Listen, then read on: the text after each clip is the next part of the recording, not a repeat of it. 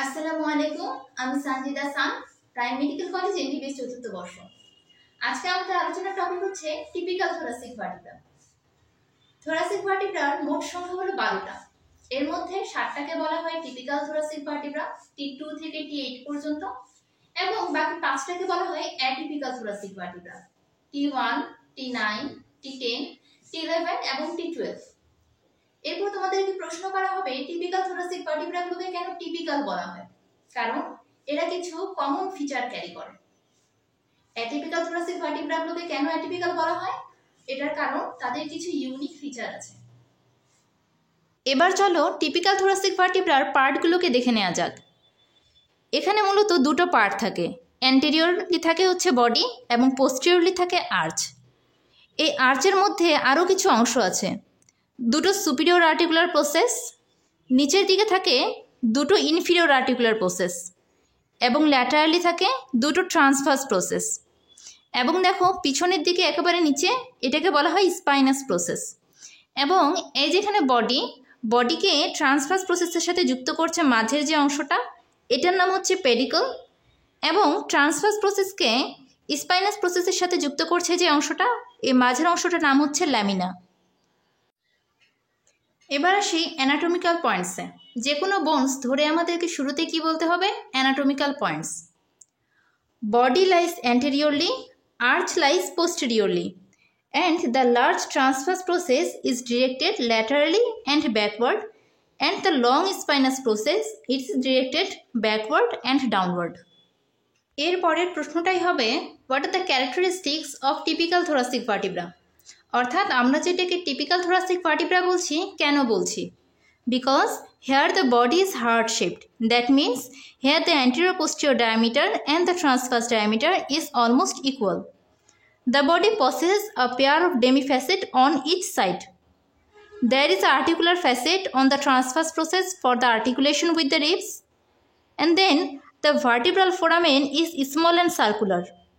The last point will be there is a long spinous process which is directed downward and backward. এবার আমরা জানব joint formation সম্বন্ধে, অর্থাৎ দুটো ভার্টিব্রাকে যদি একসাথে করা হয় এদের মধ্যে কোন কোন জয়েন্ট ফর্ম করবে।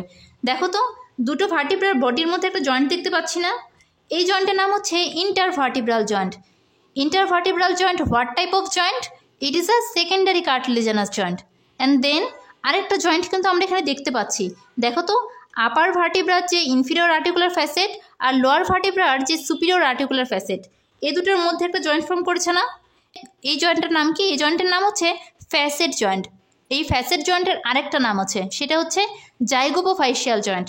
What type of joint is zygapophyseal joint? এর উত্তরে তোমাদেরকে বলতে হবে it is a plane variety of synovial joint. এবার আমরা দেখব একটা ভার্টিব্রার সাথে যদি একটা রিবসকে যুক্ত করা হয় সেক্ষেত্রে কোন কোন জয়েন্ট ফর্ম হয়, জয়েন্টগুলোর নাম কী কী এবং জয়েন্টগুলোর টাইপ কী কী। দেখো, এই যে আমরা দেখেছিলাম না, ভার্টিব্রার বডিতে দুটো ফ্যাসেট থাকে, একটা হচ্ছে আপার ফ্যাসেট আর একটা হচ্ছে লোয়ার ফ্যাসেট। এই আপার ফ্যাসেটটাই জয়েন্ট ফর্ম করে রিবসের হেডের সাথে। এই যে দেখো, রিবসের হেড এবং আপার ফ্যাসেট এই দুটোর মধ্যে যে জয়েন্ট ফর্ম হলো, এটার নাম হচ্ছে কোস্টোভার্টিব্রাল জয়েন্ট। তাহলে কোস্টোভার্টিব্রাল জয়েন্ট কোন টাইপের জয়েন্ট? এটা হচ্ছে plane type of synovial joint.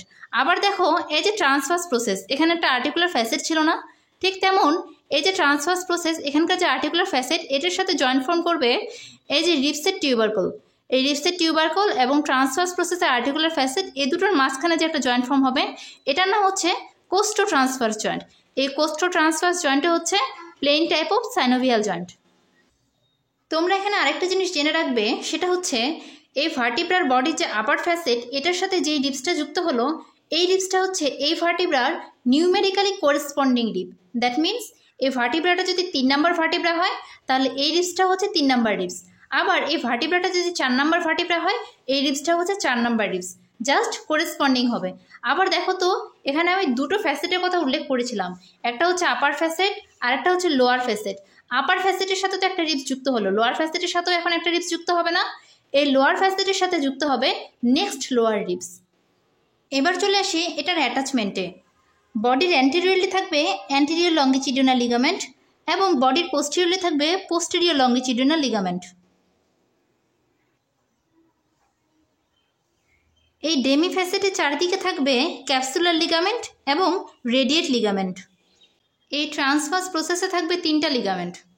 প্রথমে থাকবে costotransverse ligament, then superior costotransverse ligament and then lateral costotransverse ligament. এই ট্রান্সভার্স প্রসেসে 3টা মাসেল থাকবে, intertransversarii muscle, deep dorsal muscle and levator costarum muscle. এই ল্যামিনাতে attach হবে ligamentum ফ্লাভা এবং এই স্পাইনাস প্রসেস এখানে অ্যাটাচ হবে সব ব্যাকের মাসেলগুলো, যেমন trapezius, rhomboid major, rhomboid minor, latissimus dorsi, serratus posterior superior, serratus posterior inferior, multifidus, sacrospinalis, semispinalis capitis. আমরা প্রায় ভিডিওর শেষ পর্যায়ে চলে এসেছি। এখন বলো তো ভার্টিব্রা মরফোলজিক্যালি কোন টাইপের বোন? এটা হচ্ছে একটি ইররেগুলার বোন, কিন্তু ভার্টিব্রার যে বডি এটা হচ্ছে মডিফাইড লং বোন। এটাকে কেন মডিফাইড লং বোন বলা হয়? এটার কারণ হচ্ছে ভার্টিব্রার বডি ওয়েট ট্রান্সমিট করে। আজকের ক্লাস তাহলে এই পর্যন্তই। যদি তোমাদের ক্লাস ভালো লেগে থাকে তাহলে লাইক, কমেন্ট, শেয়ার এবং সাবস্ক্রাইব করবে এবং সায়েন্স অ্যানাটমি জোনের সাথেই থাকবে। ধন্যবাদ।